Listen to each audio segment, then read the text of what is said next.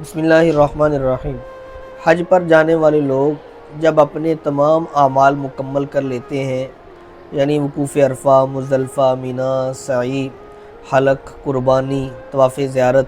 یہ سارے اعمال جب مکمل کر لیتے ہیں اور وطن واپسی کا ارادہ کر لیتے ہیں تو اس وقت بالکل واپسی کے وقت میں بھی ایک طواف کیا جاتا ہے جس کا نام طواف وداع ہے۔ طواف وداع اس کو کہتے ہیں جو اپنے وطن واپسی کے وقت بیت اللہ شریف سے رخصت ہونے کے وقت کیا جاتا ہے۔ طواف وداع کا وقت طواف زیارت کے بعد شروع ہو جاتا ہے، جبکہ مکہ مکرمہ سے وطن واپسی کا مکمل اور پورا ارادہ ہو۔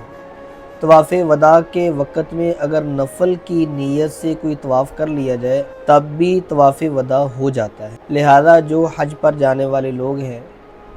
وہ طواف زیارت کے بعد نفلی طواف کر لیں تو اس کا طواف وداع ادا ہو گیا